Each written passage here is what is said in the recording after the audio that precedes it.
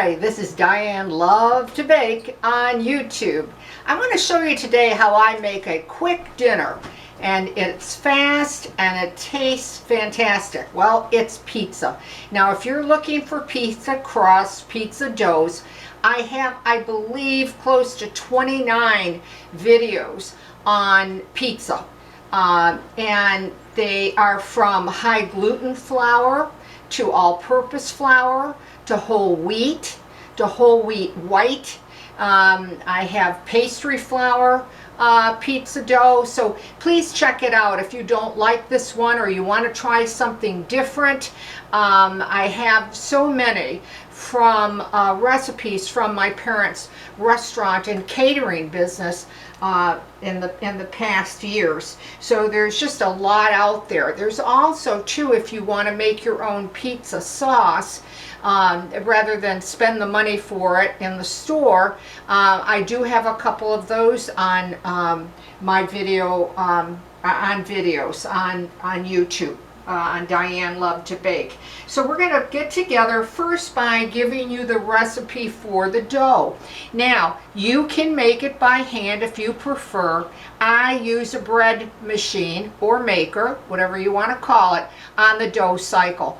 I find it's easier, it's faster for me. I don't have to knead dough with my hands anymore, that kind of thing. So I'm going to give you the recipe. If you are going to make the dough as I did out of my bread maker, then follow your instructions, when to put the water, when to put the dry ingredients, because all bread machines, makers, are a little bit different. So do follow your directions. So here is the recipe for this great tasting dough using all-purpose flour. And you know, most people use high gluten to make pizza dough, or bread flour, and I have that on my channel too.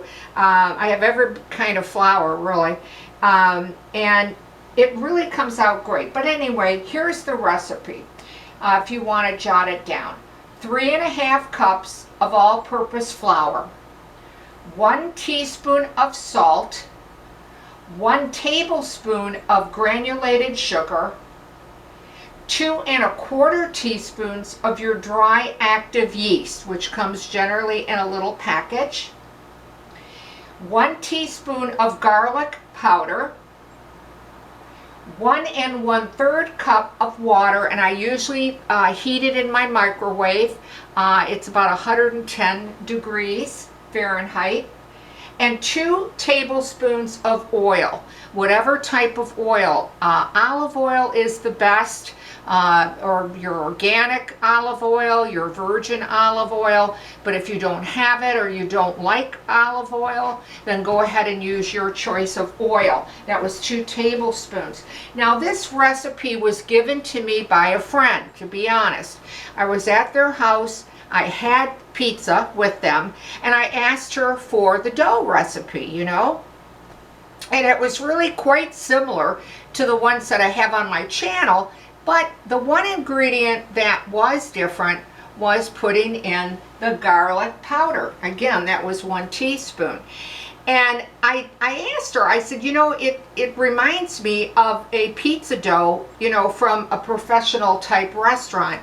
And she said, oh, she said, it's a clone, it's a copycat. So I thought, boy, I wanted to try this. So I did. So it was a copycat, she told me, of a restaurant that, I'm not going to say its name, but it's like, you know, dice that people play games with, you know, gamble with dice. So I think you know what I mean. And again, I didn't double check to say, you know, where did you get it or whatever. I liked the recipe. She said she'd been using it for a long time, so I gave it a try, and it's a good one. So you have the recipe, make it by hand or make it in your machine. I don't think you'll be disappointed. Okay, I have some of the dough here already made, and this is half of it. I do get 2 pizzas out of this. I had my plastic wrap oiled a little bit, but unfortunately not enough, so it's kind of sticking there. And then I just put a little flour on my countertop here. You don't want a lot, you know, you don't want to put too much flour. And you can, you know, see it is a very easy dough to work with. It's not real sticky. It is sticky when it comes out of the machine, out of the bucket, but it's just easy to handle. It's not a frustrating dough to work with. And this is the size pan. I'll put it below my video, the size for you, and heavily oil it, whatever type of oil that you like. And then what I like to do is just do a little hand toss. Now, many of my doughs that I have on, especially the family recipes, you do have to use a rolling pin, okay? But this particular one, as you can see, just stay with it, be a little patient with it. You can just use your fingertips. Just want to put a little flour on my fingertips here. And just keep stretching it. And it really, you know, doesn't even need, like I said, a rolling pin, which is really good because it's quicker, it's faster, and I like fast recipes. If you have checked out my channel, you know I like recipes that are easy, quick, but that they're good ones.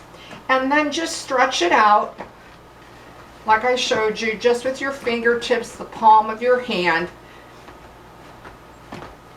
like that. Okay, you don't have to be real fussy with it. And I'm going to give you the measurements, not that you have to follow them or even that you want them, but I'm using 8 ounces of spaghetti sauce because we like a lot of sauce. Now, the reason I'm giving you the amounts is because people do ask me, okay? But you use as much or as little as you like. Okay, and everybody knows how to make a pizza. The next thing I'm going to put on is actually, it's Parmesan Romano grated cheese. And I'm using about 5 tablespoons. And they're, I would say, rounded tablespoons. Okay, and I'm just going to try to even that out. Okay. The next thing is I'm using mozzarella, and I use about 8 ounces. That's really extra cheese for this size pizza, but again, we like a lot of cheese. And you can use whatever type of cheese that you like. I actually grind my own. I go to a store that sells to restaurants in a 5-pound block. And I cut it, and then I grate it in my on the grating on my KitchenAid. So I grind it, and then I actually measure it, and then I individually freeze it in bags. Because I like consistency. I like that if the pizzas come out, they're all about the same. But, you know, you don't have to do that. It's probably much easier just to buy your mozzarella or your cheese that you pick from your grocery store. But I find it's cheaper to buy the block, and I like to grind it myself because a lot of the cheese that's already been cut up for you in the packages, they have a product in there to prevent the caking of it, and I really don't want that. And then I'm just going to put some pepperoni on. Of course, making a pizza is up to you. You know, the toppings are endless, to Italian sausage, to ground hamburger, cooked of course, pineapple, mushrooms, green peppers, onions. I mean, you name it. People put it on a pizza these days, okay? And I'm just spreading it all out here. But you try to make it look attractive so that it looks appealing. And it looks like you put some time and effort into it, because if it's attractive to eat, it's going to taste better too. It really will. For most people, they do. you know, it's the eye appeal. Okay. All right. Well, I had one extra there, so there we go. Okay. There we go. All right, that's a little better. Okay, we'll leave that, and I'll eat that in a second. The next thing is that I actually have ground sirloin, and you know, I cooked it ahead and put it on my mashed it up, broke it up really with my fingers, cooked it, and then drained it on paper towel. But you can use hamburger, you can use ground chuck, or Italian sausage. Ground Italian sausage is another favorite here in my household. And this is about 1.5 ounces of ground sirloin. I generally even put a nice ham, boiled ham, and cut it up into little pieces, and I like to put that on, but today I'm leaving the ham out. You're going to bake this in an oven anywhere from 425 to 450, depending on what you think is best, because all our ovens set up so differently. And generally pizza will take anywhere from, oh gosh, 12 minutes to 20 minutes. I generally come in around 18 on my oven, okay? You can bake your pizzas higher than those temperatures that I mentioned, but just watch them very quick. You know, keep an eye on it. That's the best bet. Okay, so I'm just going to kind of push this aside and clean it up, rinse my hands quickly, and show you the finished product.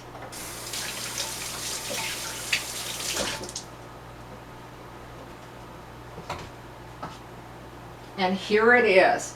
This came out just a few minutes ago, so it's still warm. It's not that I can handle it without a towel or gloves.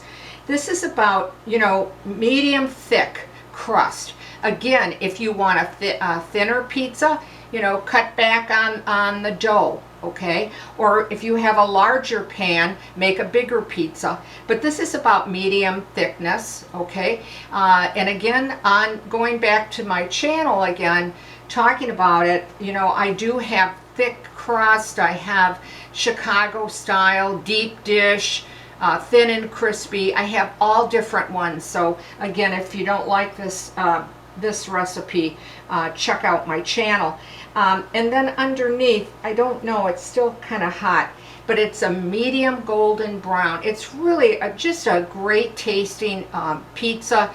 This dough is relatively so easy to work with. As you saw, I could actually stretch it out with my hands. I didn't even need a rolling pin. So there you have it. I want to thank you for watching Diane Lovetobake on YouTube. If you try this recipe, well, let me hear from you. I will answer in a timely fashion, but just to remind you that all my videos are only put on YouTube. So if you're going to write to me or send a comment, I'll get it if you're watching and putting those comments on YouTube. All right? So I want to thank you again for watching Diane Lovetobake on YouTube. If you're so inclined and you'd like to subscribe to my channel, well, I can't thank you enough. Or give me a like, most appreciated. So stay well, stay safe, and I'll see you soon.